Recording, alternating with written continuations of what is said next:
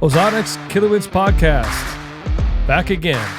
I'm Cole Tanner. I'm Nick Simon. Let's do this. Hey, let's just jump right in. Lately, we've just been getting right into it. We don't have to do thanks brought to you by. It's called Ozonics Killerwinds podcast. Thank you, Ozonics.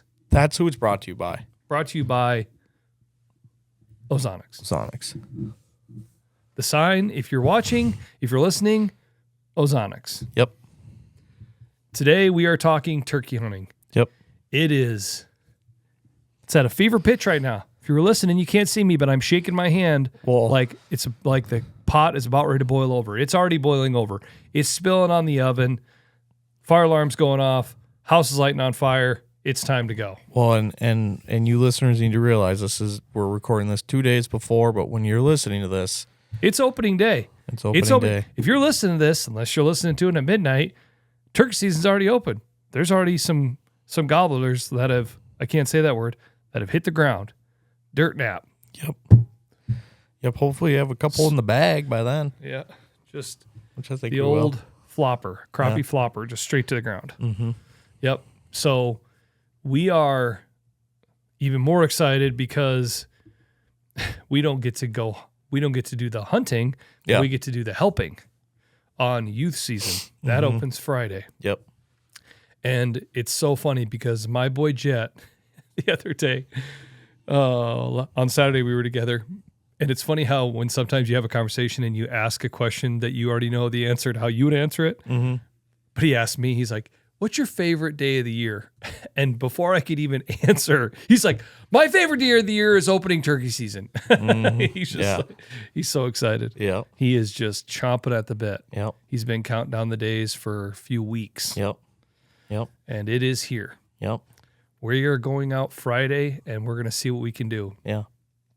So today we're just going to talk a little bit about what we're going to, kind of our game plan as we go into season. Yeah. From a decoy perspective, spots we're going to be sitting, kind of what the cameras are telling us, a little bit more scouting that we've been doing, and where we think the turkeys kind of are. Mm-hmm.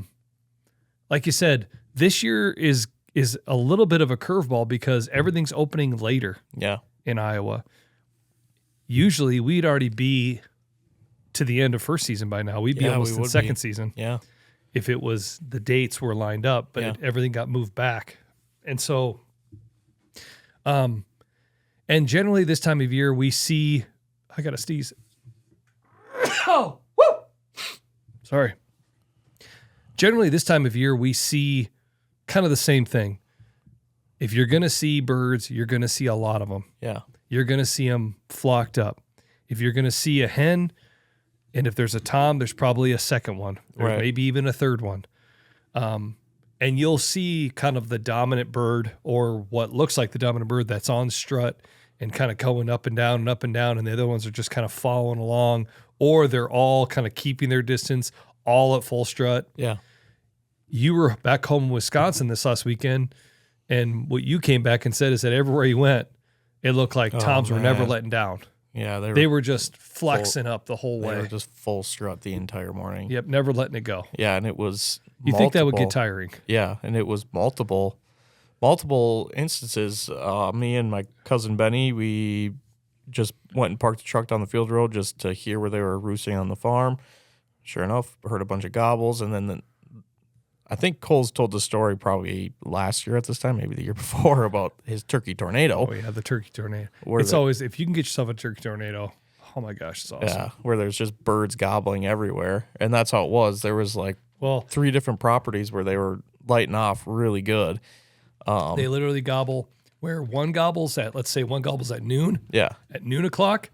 And then the 3 o'clock bird hears the noon. Yeah. So he gobbles, and the 6 o'clock bird hears the 3 o'clock. Mm-hmm. And then the 9 o'clock bird hears the 6 o'clock. Yeah. And then the noon bird is like, well, heck, what was that at 9 o'clock? So he gobbles again. Yeah. And they literally just go round and round and round. Yeah. It is so awesome. Yeah, it was so. Only a couple times a year do you get yourself in a severe weather turkey tornado. Yeah. So we waited till they flew down on the farm, saw them come down. Sure enough, two big toms, probably 6-8 hens. And like I said, those 2 toms, they never let down strut. So then we drove to the neighbors. There's that bird full strut with a bunch of hens. And then we went north to another neighbor where we heard in gobbling, and sure enough, there was 2 or 3 of them standing there full strut again. Yeah. And then we just kept driving around, and it seemed like every time we saw them, they were full strut. We actually we came around the bend on one of them, and it was like, it shocked me. I'm like, I'm not seeing what I'm actually seeing. Like, this is crazy. But there was 5 toms completely full strut and 1 hen. Yeah. And it was cool to see. It just seemed like everything was strutting that morning. Yeah. And I mean, it's funny because this isn't rocket science, right? Like, we're over analyzing this to the umpteenth degree. Yeah. But it's definitely the time of year that the hens aren't quite ready yet and the toms are ready. Yeah. And so we're seeing exactly what you're seeing. A lot of toms full strut out in the fields, just kind of following along. You know what I mean? Yeah, definitely. But what the cameras are also telling us when we're not out there, and you're not just driving around or out there in the morning, what the cameras are telling us is, like on the top field the other day, we saw, what was that? Like 10 toms in the field right Could there, have been more. right in front of the camera. It was literally, you were just having to, like, okay, there's a head behind that fan and there's another fan behind that fan. And then the next picture, there's 2 toms chest to chest, just rubbernecking at each other. Yeah. You know, it's wild because if you've never experienced that, a lot of times you'll see toms will come together and when they try to really figure out that pecking order, they'll fight. They'll jump up and spur at each other, and sometimes they'll come together and they'll wrap their heads together, almost like trying to pull each other down, Right. and trying to figure out the dominant bird. And that's what they were doing, literally right in front of the camera. Yeah. We could post that picture on here. It was pretty crazy. Yeah. And they're really trying to figure out that pecking order. And so I feel like we're seeing that on camera. Yeah. We're seeing everything really flocked up yet. But again, it's technically a week later. So we're not far off from that starting to really kind of break up, where all of a sudden the hen's like, okay, I'm ready to go. Yeah. But I don't really like all the people around, so let's go over here or let's go over here. And then all of a sudden the toms, where they kind of feel like it's almost like fear of missing out, or the grass is greener on the other side. Wherever that tom's strutting, he sees this guy over here. He's like, oh, wait, well, maybe that's better. Oh, and he runs over there. And then all of a sudden this guy over here is like, well, why is that guy running over there? So he runs over there. Yeah, and then all of a sudden the other guy's like, hey, what are you doing here? What are you doing here? Well, I was here first. Well, I was over there. And then all of a sudden, fight. Yeah, you know, exactly. Yep. like, it's awesome. It's the funnest part about this. Yeah. So when we go out this weekend, you know, and we've talked about this before, we youth hunt a lot like the way we bow hunt. We sit in ground blinds and we sit and we wait in one spot. Is that the most conducive and efficient way to kill turkeys? Man, I don't know. That's debatable. We've had pretty good success doing it that way. Could you get on more birds running and gunning? Yes, but that creates a kind of a whole nother set of challenges in movement and everything else. And my experience with the kids, it's really hard to get little kids to get them to sit super still. Yeah. When you're bow hunting them, it's just nice to be able to move around a little bit in a ground blind. You know what I mean? Yeah. And so we sit in ground blinds for youth season. So it's a lot like how we bow hunt them. Seeing what's going on in the cameras and seeing how they're flocked up and the toms are really challenging each other and kind of everybody's following everybody around. If you see one, you're seeing 3 type deal. We're probably going to go with more of a decoy setup than less. Yeah. I've talked about this before. Seems like earlier I start with more decoys, and then as the season goes, I kind of go for less and less and less. Yeah. Does that make sense? Yep. One thing that I did, just because I am too really, really excited for season, and we've been talking about it every day and watching back on videos just because it's fun. Watching toms come in on decoys this last little bit from last year, the year before that, about this time frame. I have a laying down hen with like a jake that'll stand on top of it.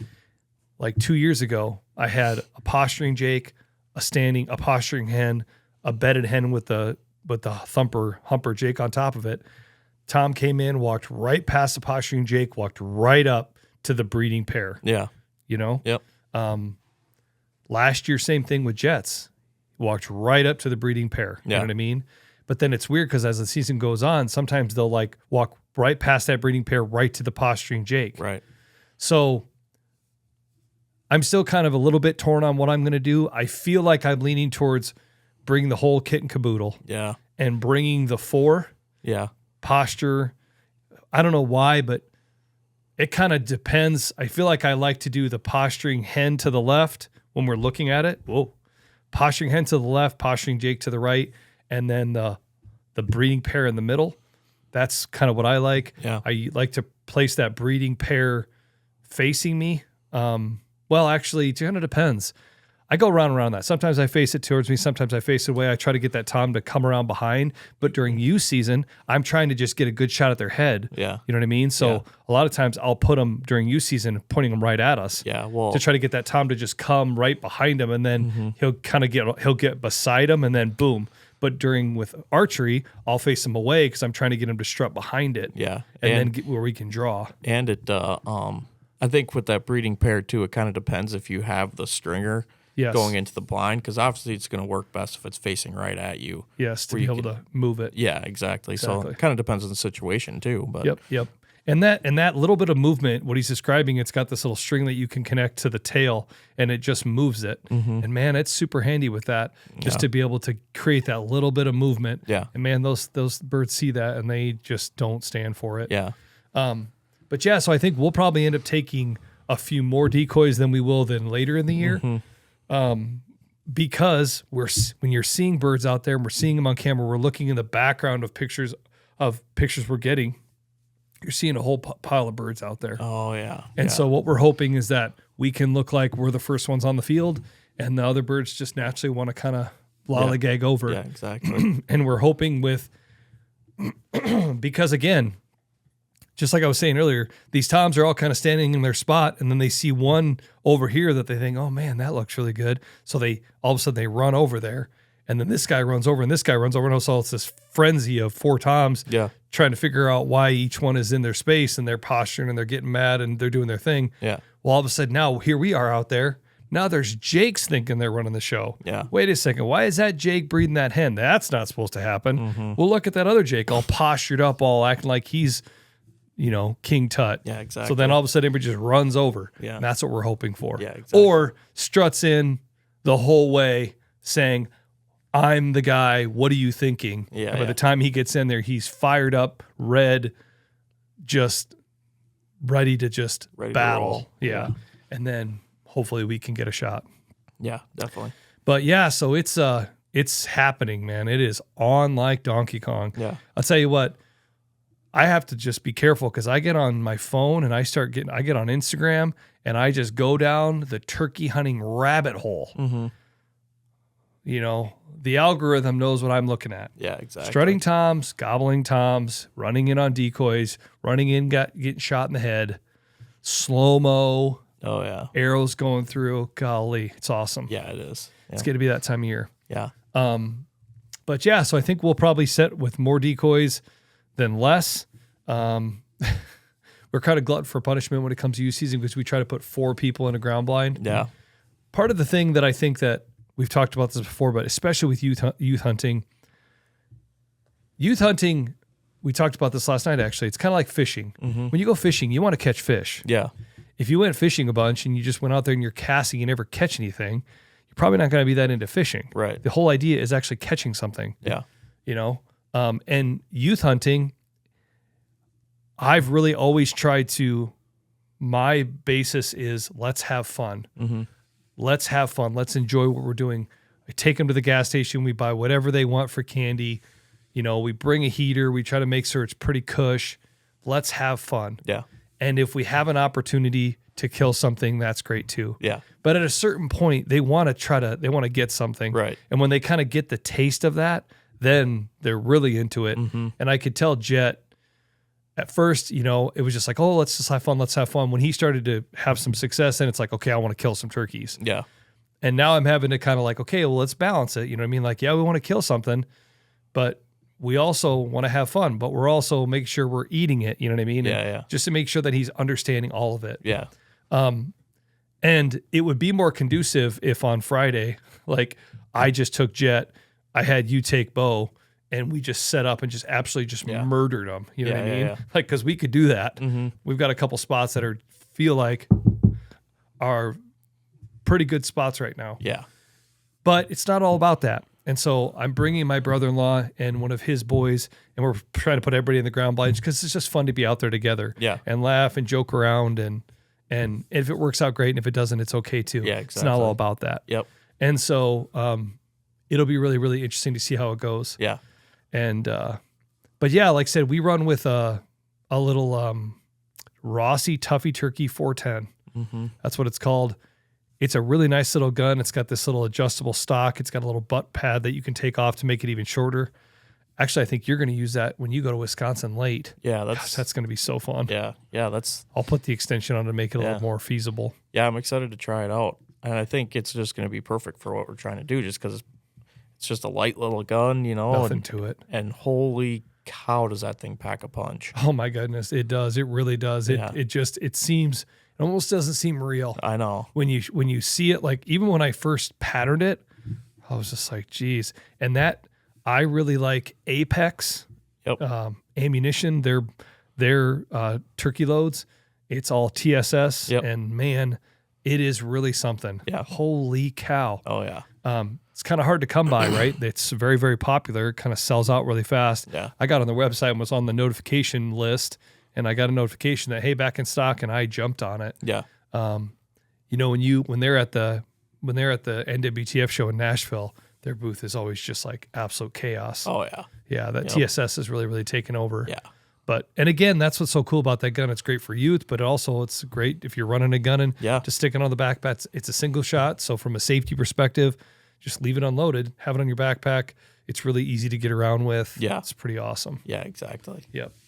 One of the things that I wanted to talk about today too, and this maybe sounds weird, and maybe this is just a North Iowa thing, but I put a lot of stock into what the wind is doing to where I may be sitting. Mm-hmm. Again, because we're sitting up in a ground blind, and one, it's not really fun to go out there and freeze with the wind in your face. Yeah. But I also feel like turkeys are very aware of where they can get out of the wind. Yeah. Where they can go and try to scratch around and look for feed and not get blown away. Where it's calmer, there's less movement. Less movement means more that they can keep track of and account for from a seeing perspective. Mm-hmm. When it's windy, means danger. Yeah, exactly. You follow me? Yep. Like if they're walking along a field edge or they're walking along a switchgrass or whatever, and all that grass is moving all over, the trees are moving all over, it's just harder for them to keep track of what is going on. Yeah. And how do I not get attacked by a coyote, a bobcat, whatever it may be? How do I keep track of everything? Yeah. When everything's not moving, they just feel more comfortable. Yeah. And so I will watch the wind. You wouldn't think like, okay, you're hunting the wind for turkeys, but it's worked for me. Yeah. I will try to find almost like the wind shadow, Yeah. that spot where we get a lot of west-northwest wind here. When it really blows, we get west-northwest. So I will try to find a west edge, I will try to find an east edge of a tree line, right? Yeah. I will try to find the west edge of a field, which would be the east edge of a tree line, where I can get set up and have that wind just kind of blow over the top and it be very, very calm. Yeah. And it's worked. Yeah. It really has. We basically have 4 spots. Well, really 6 spots, but 4 that we hunt religiously. Yeah. Let's just call them the top field, the bottom field, and then north of the road, south of the road. Let's call it the vineyard, and let's call it the other side of the river. Yeah. 6 spots. The vineyard and the other side of the river, we don't hunt that much. No. They've capitalized in the past, but it's just a here and there type thing. Yeah. When you're in a pinch. Yeah. But the top field and the bottom field and each side of the road fields, those are really, really good. Yeah. The top field, that is conducive for a calm day. Yeah. If it's blowing at 25 miles an hour, yes, maybe the turkeys may be out there, but we have cameras. And on those windy days, all we get is wind trips. Yeah. And on all those wind trips, you don't see turkeys in the background. No. You could see a lot of the field. You don't see them out there on windy days. Yeah. Well, and I think too, a big thing about the wind is like you're sitting in a blind, and if you're at a spot where the wind's really howling, like no matter how you do it, that blind is going to be kind of loud. And so one, with the wind, you're already going to struggle hearing gobbles and locating birds, but then you also have the noise of the blind and the wind and everything. Everything is just moving. Yeah, it just It's just really tough. Makes it so much harder. And when we're trying to get them in really, really close for archery hunting or for youth hunting, we're trying to bring them into like that 10-yard range. We're trying to really get them to pot commit. Yeah. And so there's just a lot more variables. Yeah. But when it's a real windy day, they're not going to be on that top field where it's just on that top getting blown up by the wind. Yeah. If I was a betting man, I'm going to go for the bottom field where it's out of the wind, where there's just tree lines where I can get up against that north edge so that wind just blows right over the top of it. Yeah. If we get a really, really strong west wind, the other two spots, like north of the road, south of the road, the south of the road, there is a spot in there where it's even more of the perfect. It's a field that all of a sudden it kind of drops off into this little bottom. Yep. Plus there's a tree line, so the wind blows right over the top even more. Yeah. You and I walked in there last year. Remember that day when we walked in and we just bucked that wind all the way across the field? We're walking all the way across. And I told you, I said, just watch this. We come and we crest the little high spot of the field and we drop down into this bottom and you could just feel all of a sudden the wind just died. Yeah. Yeah, exactly. You could hear it up there. Yeah. You could hear it in the trees. But there was nothing. Yeah. Nothing. Yeah. And those turkeys know where those spots are. Oh, yeah. I mean, look at that. Look at the thicket. Same thing, west same wind. exact thing. All of a sudden, when it's a windy day, guess where we see them? We see them right along that edge, right on that thicket. They're not the knob. They're not right on that high spot, bucking the wind the whole day. Yeah. They find those spots where they can get out of the wind. Well, and it's. I mean, that first bird that we killed together. I mean, that was a very windy day, and we went and sat at the bottom and capitalized and killed one down there. And so, if you're out there, if you're thinking, you're like, oh gosh, where do I go? Where do I go? You know, we were looking at the 10-day here. There's a lot of wind for northern Iowa next week. Yeah, there is. So that's kind of stinks. You know what I mean? There's like the top field. We probably won't be hunting that.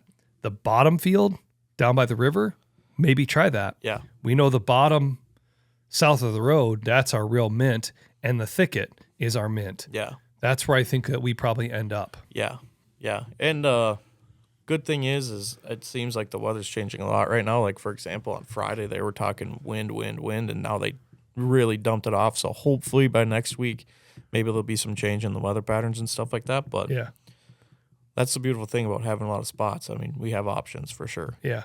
Well, and that's the thing too, is we're talking about just private spots. If we really wanted to get after it, we could go on a bunch of different pieces of public. Yeah. You know, and that's the other thing that's nice too.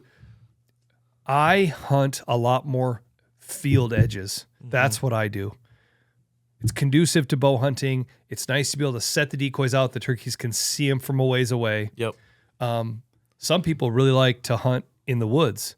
They'll run and gun around in the woods and they'll just, they'll duck and weave through stuff. On a windy day, you can get in the woods and kind of find your way to the other end of it and get where it's a little calmer. And that can really work too. You know what I mean? Yeah. That's the thing. Hunting the woods is really good right now too because the foliage isn't as deep and heavy. Yeah, exactly. There's a lot of visibility yet out there. Yep. And I feel like that's what I see too as the season goes on. It kind of pushes birds out towards the edge because it just gets a little bit tougher when they're that vocal, and they're trying to look for what's going on and that all of a sudden the vegetation gets up. It's harder for them to see. Yeah, exactly. But yeah, so like I said, think about the wind a little bit. If you are going to try to just set up and wait, try to find a place where you can get out of the wind. Yep. Those turkeys know where those spots are and they'll gravitate towards that. Yeah, without a doubt. So. Yeah, I think another thing too that is worth talking about is I decreased the draw weight on my bow a little bit too. Just like, you're in a blind, it's kind of tight, they're going to be close. Just to have that really smooth draw cycle, just get ripped back when I need to. Yep. So I did that just to kind of get ready, and we're ready to rock, man. Yeah. Yeah, there's a lot of truth in that. I've said this before, but I feel like gun hunting turkeys and bow hunting turkeys is a little bit of a different deal. Both situations, you got to try to get them. You got to try to call them in or get them close to you. You know what I mean? Yeah. But once you get them close to you with a gun, you can really enjoy the show. Yeah, exactly. You can really just kind of sit there and that it is really fun to just watch them strut in and everybody has a different perspective on that. Some people are like, if I'm gun hunting and they strut in, as soon as they give me a shot, I'm taking it. Yeah. And other people are like, yeah, right. I'm going to enjoy the show, man. I'm just going to sit here and I'm going to really, really let him do his thing. Yeah. Not only that, sometimes when you let him do their thing, there's another bird behind them. Yeah. So if you got a couple buddies, all of a sudden, just when he walks right in and he shoot him right off the bat, that's not always conducive.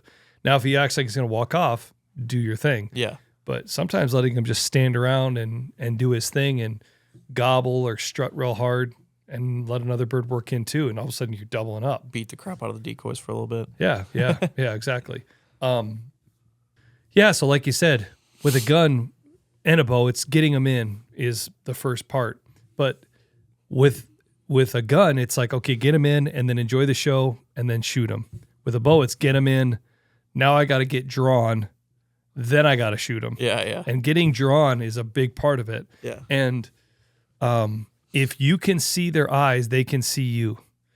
And we have a really good clip of video where a Tom is strutting and you can see him peek, just barely move his head and move his eye. And he's peeking around to his side, even as he's turning. Yeah. It's unbelievable how they can do that. Cool. It's super cool. Yeah. And I've talked to you about that. Yeah. And it's like, so the time to draw with a bow is when if you can't see their eyes and that fan turns, that fan acts like a wall. Yeah. You know, it blocks, it creates that blind spot, and there's your chance to draw. Yeah. But that doesn't last very long. No.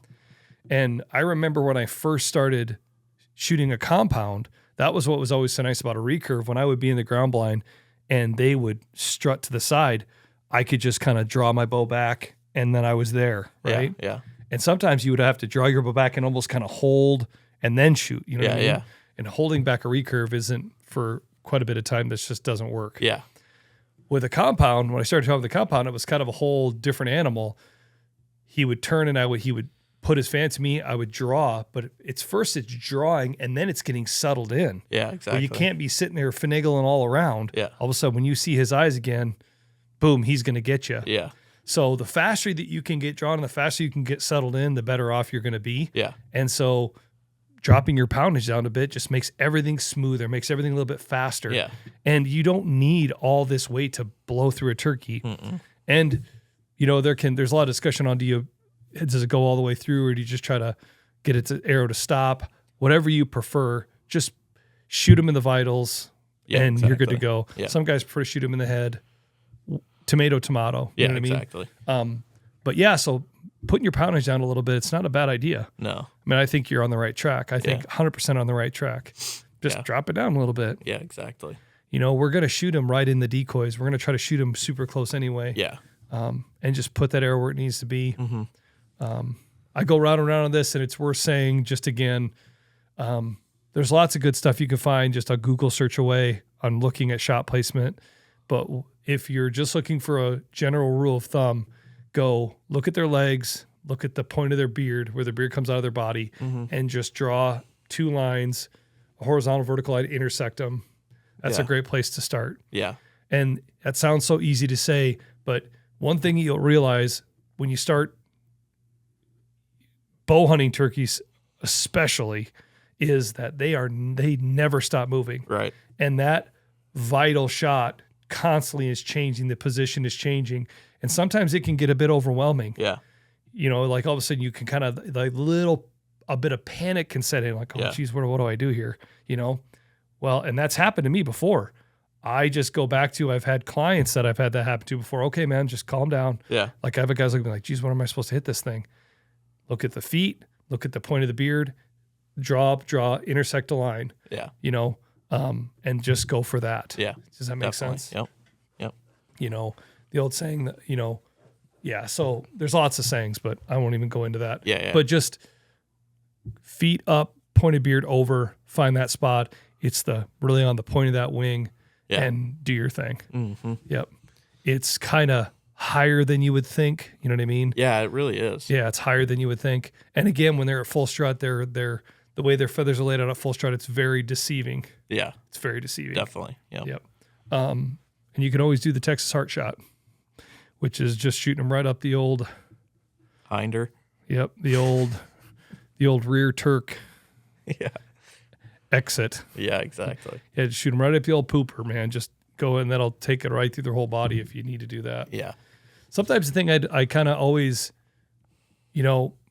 I've never shot a turkey in the head personally with a bow where I'll like cut their head off, Yeah. The nice thing about that though is saves a lot of meat. Yeah. Because when you do shoot them in the body, if it's a quartering two shot, you know what I mean? And all of a sudden you're, if it's quartering two especially, and that goes through the breast before it gets to the vitals, you can really rip it up the breast. Yeah. A lot of feathers get in the meat. You got to pick it all out. Yeah. So that kind of stinks. You know what I mean? But still, you can still make it work. Oh yeah, for sure. But yeah. So like you said, Monday is opening day. We'll do youth Friday, Saturday, Sunday, and then season 1 opens Monday. Yep. You have 2 archery onlys. 2 archery only. Yep. I'm gonna just get an archery only for my first tag, and then I'm gonna wait on the second because my main goal for the season is I'd love to get you 2 turkeys. I'd love to get Jet 2 turkeys. I'd love to get Bo 1. Mm-hmm. If we could harvest 5 toms this season, I would be really, really tickled. That would be more than enough. Yeah, definitely. Yep. Yeah, I'm excited, man. I'm really excited. Yeah. It's going to be a lot of fun.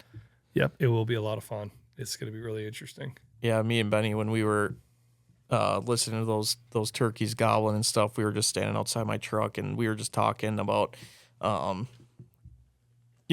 think at one point we just looked at each other, just kind of like wide-eyed, like, holy crap, this is so awesome, and this is so fun. And we kind of started talking about that, like, it's just crazy the difference between deer hunting and turkey hunting. We're like, the turkey hunting is just so fun, but we both feel way more passionate about the deer hunting just because it's just such a reward to, kill a big buck or something. It just seems a lot more kind of accomplishing, I guess you could say.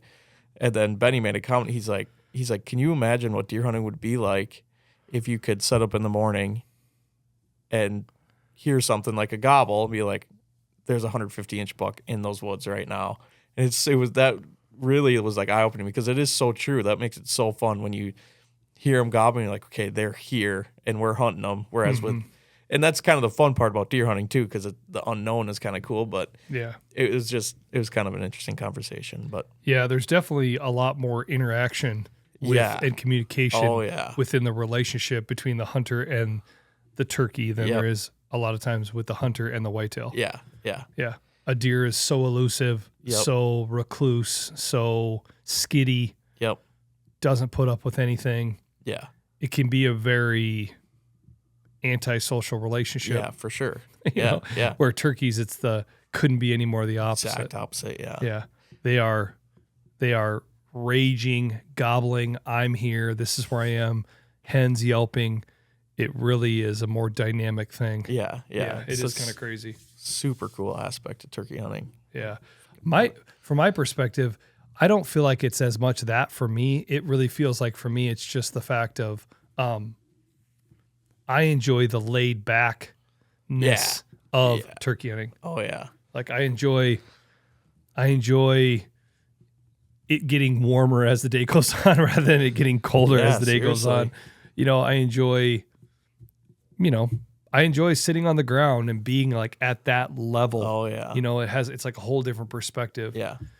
That for me is what it is. It just feels like it's just so much more laid back. Oh yeah. And we've talked about this before, but I think again, it's an Ozonics. This is the Ozonics podcast. And obviously Ozonics when we start talking about that, we're talking a lot about scent control and eliminating your odor and everything that you do. Mm-hmm. And when it comes to turkeys, if you really want to, you don't have to think about any of that. Yeah, exactly. You don't have to think about any of that. If you don't want to think about any of that, it's not going to make a lick of difference. Yep. Like turkeys aren't going to smell you. Yeah. But when they give up on their sense of smell, they triple, quadruple times it with their sense of sight. Yeah. But like you said, I think for me, maybe not, I guess I would say pre-ozonics, post-ozonics. Pre-ozonics, I think I would say, and I would have said then, is I really enjoyed turkey season. I enjoyed turkey season a little bit more than deer hunting because it was just so much easier. I didn't have to do all this stuff, blah, blah, blah, blah, blah. Right. Spray suits off. Oh, what am I doing with the clothing? I got to be so careful. Blah, blah, blah. I just could put on whatever I had and go hunting. Yeah. You know what I'm saying? Where deer season felt like I had to do all these things. So much more of a process. Yeah. And that honestly, that wore me down. Yeah. That wore me down. Like when I first got introduced to ozonics through Scott when he came on that Elcon, I was at the point where I'm like, yeah, scent control doesn't make a lick of difference because if I give an intra-mile, I'm still giving. Yeah. You know? Yep. And I was in the camp where I think we deal with a lot of people where they feel like, well, this doesn't work because all the stuff I've used in the past doesn't work. Mm-hmm. So why is this going to be any different? Yeah. You know, which I think is always a challenge and a hurdle that we're trying to overcome with people. Yeah. Now, post to ozonics, I feel like that gap has really shrunk. Oh, for sure. Where it doesn't feel like it's so much of a difference. You know what I mean? Yeah. You know, but yeah, like you said, I just like the laid backness of turkey hunting. I just like sometimes I feel like deer hunting, there's pressure. Oh, for sure there is. Yeah. Oh, I feel that so hard. Yeah. It's weird. I don't get it. Yeah, no, I feel it too. It's funny because not that I don't feel pressure during turkey season, because and I don't mean this in a braggadocious way, but I feel like there's a lot of people that are kind of relying on me. Mm-hmm. You know, like Jet's relying on me, Bo's relying on me, you're relying on me, and I don't mind that. You know, I embrace that. Yeah. You know, I'm really jumping all over the place in the conversation right here, but you know, when I go to Alaska, right? Yeah, 100%. We had this conversation when you had Zip and Benny come. Yeah.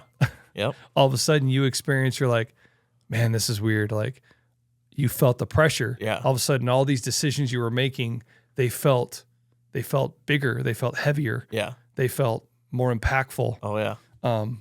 And like last year when I was in Alaska, when I got there, I was around some of the other guides and one of the guides goes, let the pressure cooker start. He goes, start preheating the oven. Yeah. And I was like, yeah, I guess. And he's like, and we just kind of started talking. He's like, do you feel the pressure when you're out here? And I was like, I don't know, I guess. I'm like, I guess I relate the pressure that I feel like, and again, I wasn't an amazing athlete, but I enjoyed competition in high school. I enjoyed running track and playing football. Yeah. When my sport was track. When I ran track, before the track meet started, I feel this like just nervousness, this anxiety. And like I would be watching the schedule, like knowing what times my races were supposed to start. And I would be like counting down the time and this nervous energy. And at first it really worked against me. And I had a coach that kind of was like, man, dude, you need to figure out how to make this nervousness, you know, be the wind in your sails, not the anchor that you're dropping off the side of the boat. Yeah. And that I was like, dang. And so then I started using it to my advantage. I started to try to hone that pressure and make it work for me rather than against me. And I kind of feel like that's what I do in hunting. Yeah.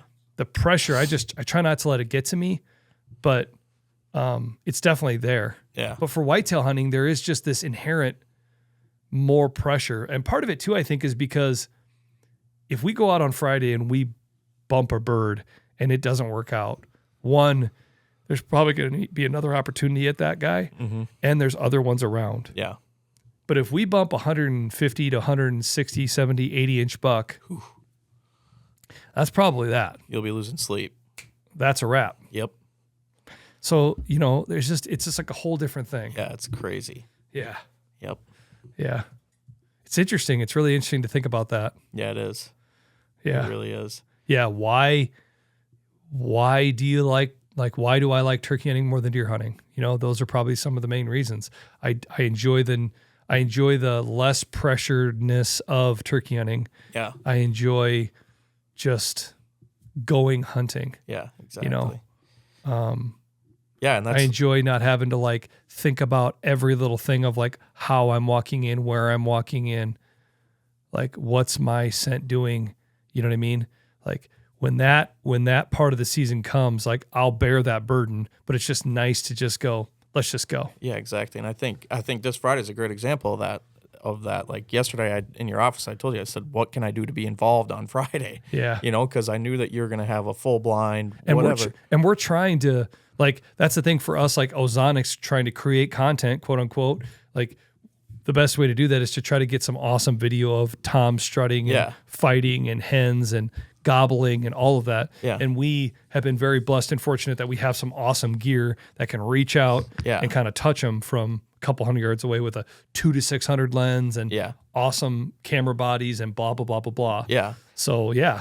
And so I'm going to sit way on the other side of the field and kind of film from afar, and there's a good chance they'll be filming really close too, because They'll probably walk right by. Could walk right by me. But you think about trying to do something like that for deer hunting, there's just so much more that comes into play. You know what I mean? So it's the cool. variables are more impactful, I feel like, during deer season. without a doubt. Yeah. Like the variable of us in a ground blind and you on a fence line during turkey season is like, oh, we can manage that. Yeah. Sit still. Don't move around. Yeah. We'll get away with it. Do that during deer season. Ooh, man, that's a trick. Yeah. Yeah. There's just way more. Even from the fact of like during turkey season, you go into the woods and you try to make a bunch of noise. Deer season, you're trying to be the ghost. Yeah, exactly. You're trying to Yep. make it so that they don't know you're there. Hence why we use Ozonics to try to help eliminate that pressure and eliminate that footprint. Yeah, exactly. But during turkey season, we don't care about the footprint as much. Yeah. The footprint is what it is. Yeah, exactly. Yep. You know, when it comes to impacting the game we're hunting, being turkeys or deer. Yeah. Yep. Exactly. So yeah, it's interesting. Yeah, it is. Yeah, it's really, really interesting. Yep. I think the other big thing for me that I really, really enjoy is about turkey season is I really like when everything starts to wake up and starts to come back alive, and the green grass. And I mean, I told you this a while back. I woke up one morning and I heard birds chirping outside, and I woke up and I'm like, what are the kids watching that birds are chirping? It was birds outside. It had been a while since I heard birds chirping, right? When the fall sets in and the winter sets in, a lot of the birds here, they fly south, Yeah, right? exactly. A lot of them don't stick around. Some of them do, but you know what I mean? Yeah. And so there's just something about that in the spring when you're out there and you hear all that stuff, you know? It's a beautiful time of year. Yeah. It's not that I don't like fall, and fall, the colors are beautiful and all that too, but just knowing that everything is like winter's coming and everything's kind of dying off. Like, Yeah. I don't know. I'm like, I just like when I like spring more than I like fall in Everything's that way. waking up, coming alive again. Yeah. Yeah. Yeah, it's awesome right now. I mean, you know, I hop in my truck and drive to work, but then in the short walk I have from my parking spot to the office, I mean, you can hear everything going crazy. It's just a awesome time of year. Oh yeah. Yeah. Well, I'll tell you what. And, yeah, that's the thing. Like I said, it's here, and it's a fun time of year, Yeah. you know, and I think for a lot of people, I think turkeys are on the brain, Oh yeah, you know, for sure. and that's the thing too, you know, like, I think the thing that's really cool about turkey hunting, not just for youth hunting, but just if you're just a hardcore whitetail hunter and you're looking for something to do, man, turkey season, the barrier of entry is pretty low. You got a shotgun, you got a buddy that's got a shotgun. Can you make your way to the sporting goods store, Shields, your local shop, buy a box of turkey loads, and off you go. Yeah, exactly. You know, it doesn't take that much, you know, to get out there and have a good time. Yep, for sure. Yeah. Yeah, it's really going to be interesting because last year I felt like the theme was we had a really, really exciting year and didn't kill very many turkeys, which was really weird because Jet killed one the second day of youth season. Yeah, second day. Open on Friday. He killed one on Saturday morning. 2 toms came in.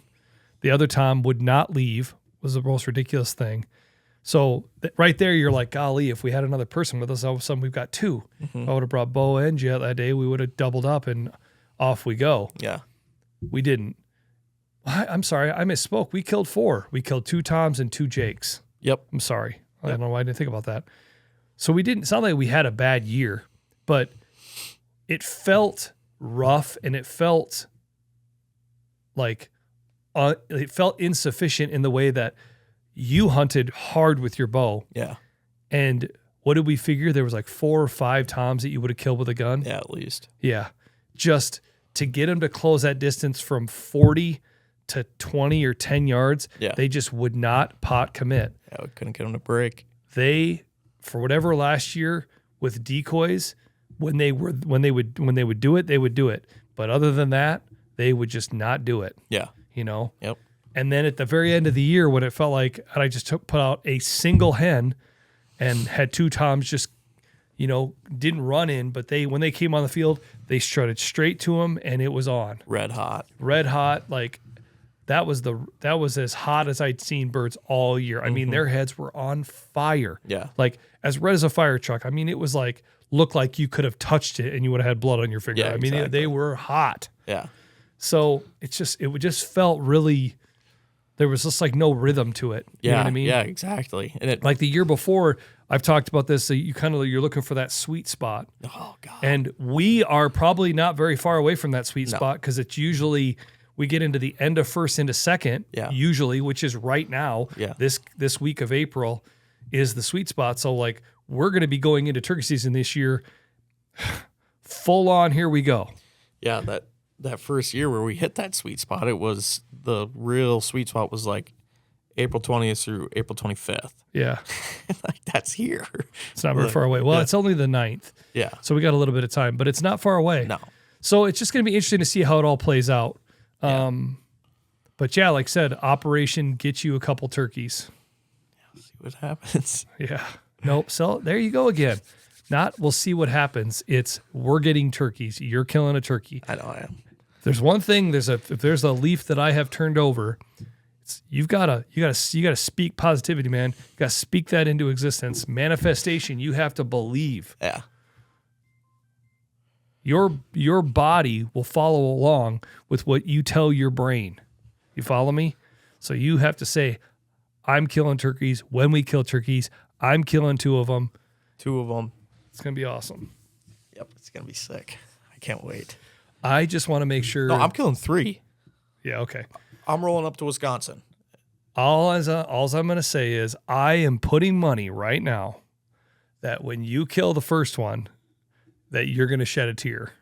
No, I won't. Oh, man, I don't know. This has won't been a shed a long tear. time coming. I won't shed a tear. Oh, man, I don't know. I feel like there may be a flood of emotion that you're not ready for. The hot messness of Nick Simon may just come boiling to the top. You'll walk up on that guy and you're going to lift him up and you're going to go, holy cow, this is a big one. Look at the spurs.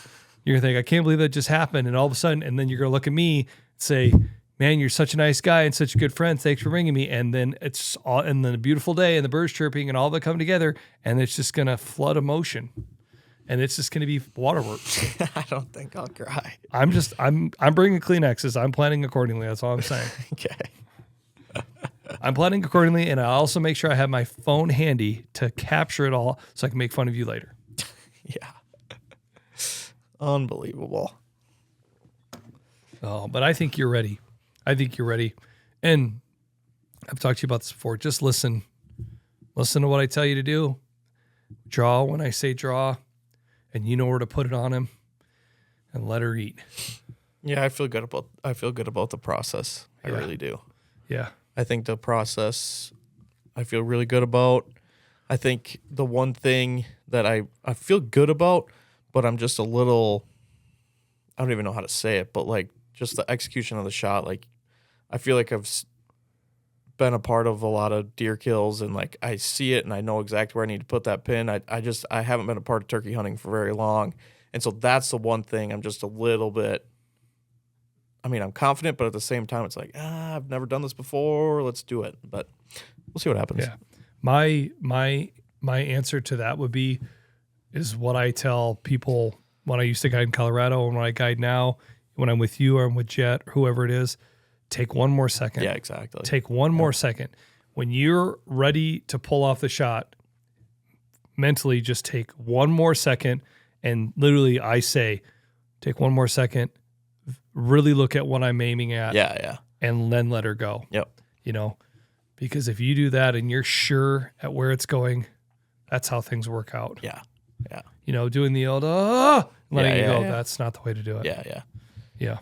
So just be sure of what you're aiming at. Take one more second, really hone in, and then let her rip. Yeah. But yeah, it's going to be really, really fun. Yeah. Yeah. Long time coming, baby. Well, it's going to be interesting. It'll be interesting to see what this whole moving the season back does to the whole state of Iowa. Last year was a record harvest for turkeys. Yeah. Which is interesting because we kind of had a rougher year. Yeah. But it was a record harvest. Now, was that because they had the season open April 5th, whatever day it was last year, the first weekend in April rather than the second weekend? And so a lot of birds got killed during youth and first and second. Or what was it? Is that why they moved the season back? Why'd they move the season back? Why'd they shift it back? Are they trying to bring the harvest number down a little bit? I don't know. It's interesting. Right. Yeah. I wish when I was at the annual meeting, I would have asked why they changed the dates. Mm-hmm. Yeah. Or is it trying to line it up more with other states and what their dates are? You know what I mean? Like, Iowa, look at Wisconsin starts a little bit later. It starts next Wednesday, so it would be just 3 days later. 3 days later now, but it would have been 10 days later than last year. I think Wisconsin got moved back too. Oh, really? I think so. Interesting. I wonder why. Maybe it didn't. I don't know. I But think you know what it I'm did, saying? but yeah, definitely. But yeah, it's just interesting. I think when the whole year is over, I just really be interesting to know what that means to the harvest numbers. Yeah. If it's higher, if it's lower, if it's down. Yeah. We're going to be turkey hunting into a lot greener environment as the season goes on. Yeah. And spring has sprung. Yeah. You follow? Yeah. Doesn't mean that we can't get some snow yet. Yeah. But spring has sprung. I take back what I said. That they definitely didn't move Wisconsin back because it always ends, I think, the second to last weekend in May or something like that. And that's how it is this year too. So I take back what I said. Did not get moved back. Retraction. No, it's okay. No, but yeah, so it's just I'll be interesting to see how that squares out. Mm-hmm. Yep. Yeah, man, it's gonna be really, really fun. I'm super stoked. Like I said, it's here. Love me some good turkey hunting. It's here, man. Yep. And for a lot of people throughout the country, it's already started. They're already in full swing. Yeah. The South is in full swing. We're rocking. Yep, they're in full swing. Mm-hmm. But we're about ready to get going. Yeah. Gentlemen, start your engines. Press the ignition button. Here we go, baby. Yep. Turn the key. Put it in drive. Shifter down. Pedal to the metal. We're rocking. All right. Another podcast in the books. Ozonics Killerwinds podcast. Done. Turkey season. Good luck out there. And just to mention, be safe. Be careful. Know what you're aiming at. Sounds silly to say. You would think that you couldn't confuse a turkey with a person. But a lot of guys are out there wearing camo. And you hear somebody calling. You know what I mean? Yeah. Just make sure you know what you're aiming at. You know what I'm saying? Take one more second too. Yep. Put your decoys in a bag. I've been on public land before. Carried a orange vest over them just to make sure. Just make sure you know what you're aiming at. Yep. If you're on public land, just be careful. Stay classy. See you next week.